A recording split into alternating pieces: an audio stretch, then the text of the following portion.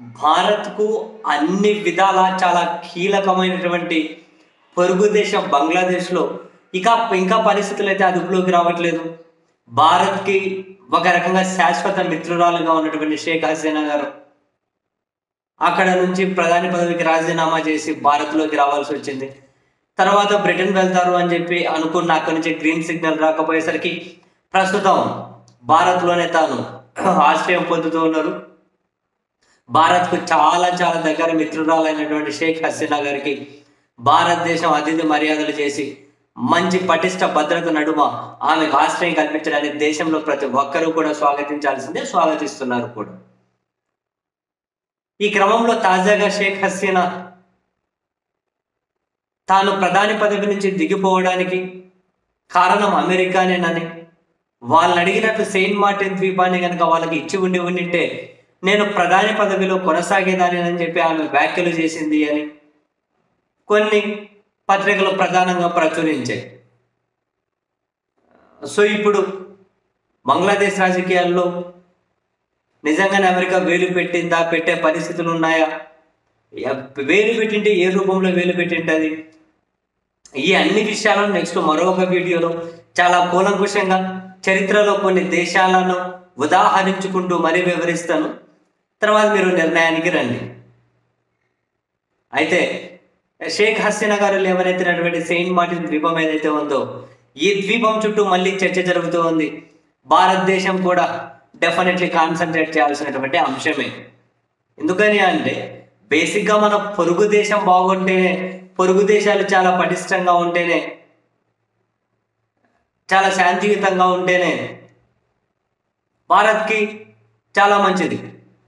అలా కాకుండా పొరుగు దేశాల్లోకి ఇంక వేరే వాళ్ళు వచ్చి తిష్ట వేశారనుకోండి, సైనిక స్థావరాలు ఏర్పాటు చేసో మరొకటో అది ఖచ్చితంగా మనకు చికాకు కలిగించే అంశాలే.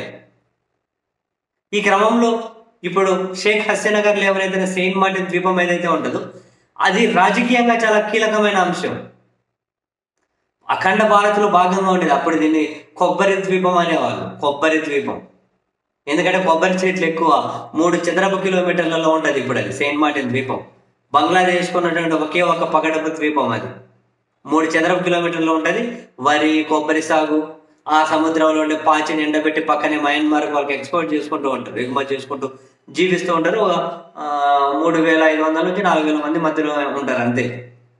అది చాలా కీలకం. ఎందుకంటే బంగాళాఖాతంలో అత్యంత వ్యూహాత్మకమైన ప్రాంతం అది. మయన్మార్తో సరిహద్దు పంచుకుంటూ ఉంటుంది.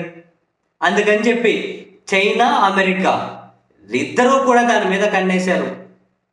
సైనిక స్థావరాన్ని ఏర్పాటు చేయాలి అని, సైనిక స్థావరాన్ని ఏర్పాటు చేయాలని అమెరికా అక్కడ సైనిక స్థావరాన్ని ఏర్పాటు చేయాలని చెప్పి వాళ్ళు అనుకుంటున్నారు. ఎక్కడ అమెరికా ఎక్కడికో చేతులు పెడతారు చూడండి. పక్కనే ఉన్న చైనా కూడా అక్కడ సైనిక స్థావరాన్ని ఏర్పాటు చేయాలి, దాన్ని వాళ్ళ ఆధీనంలోకి తెచ్చుకోవాలి అని చెప్పి. ఈ కొబ్బరి ద్వీపం అఖండ భారత్లో భాగంగా ఉండే. 1937లో మయన్మార్ విడిపోయిన తర్వాత కూడా అది మన భారత్లో భాగంగానే ఉండే. ఇంకా 47లో పాకిస్తాన్ విడిపోయిన తర్వాత అది పాకిస్తాన్ ఆధీనంలోకి పోయింది. 71లో బంగ్లాదేశ్ విడిపోయిన తర్వాత అది బంగ్లాదేశ్ ఆధీనంలోకి పోయింది. అంటే 74లో మయన్మార్కి బంగ్లాదేశ్కి మధ్య ఒక అగ్రిమెంట్ కూడా జరిగింది, దాని మీద సార్వభౌమత్వం బంగ్లాదేశ్కే ఉంటుంది అని. బట్ ఇప్పటికీ వివాదాలు జరుగుతూ ఉంటాయి, వాటిలోనే ఉంటుంది, ఇప్పటికీ వివాదాలు జరుగుతూనే ఉంటాయి. బట్ బంగ్లాదేశ్ అంటే చాలా పటిష్టంగా వాళ్ళ వ్యూహాలు వాళ్ళు అమలు చేసుకుంటే అది వాళ్ళ అధీనంలో ఉంచుకున్నారు.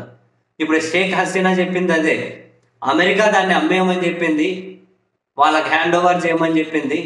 నేను దాన్ని తీవ్రంగా అడ్డుకున్నాను, అందుకని చెప్పి నన్ను దించేశారు అని చెప్పి.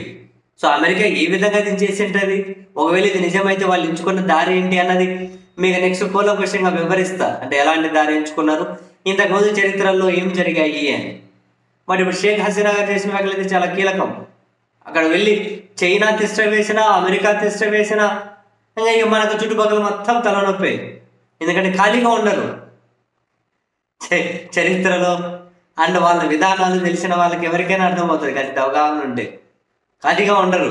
ఇక్కడికి వచ్చి సైనిక స్థావరం ఏర్పాటు చేయడం ఏంటి అని. ఇక్కడ ఇంకోటి కూడా బంగ్లాదేశ్లో ఇంతకు ముందు కూడా షేక్ హసీనా గారు ప్రైమ్ మినిస్టర్గా ఉన్నప్పుడు అక్కడ ఏమి అల్లర్లు జరగనప్పుడు కూడా అక్కడ బంగ్లాదేశ్ రాజకీయాల్లో అంతర్జాతీయంగా బంగ్లాదేశ్కి సంబంధించిన వాళ్ళు రాసిన ఎడిటోరియల్స్ కూడా ఉన్నాయి.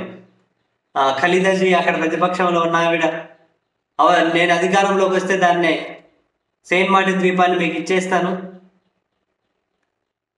నాకు సహాయం చేయడానికి అమెరికాకు కూడా ఎన్నికల్లో అడిగింది, నెక్స్ట్ నేను ప్రైమ్ మినిస్టర్ మీకు ఇచ్చేస్తానని చెప్పి కూడా అప్పుడు వార్తలు వచ్చాయి.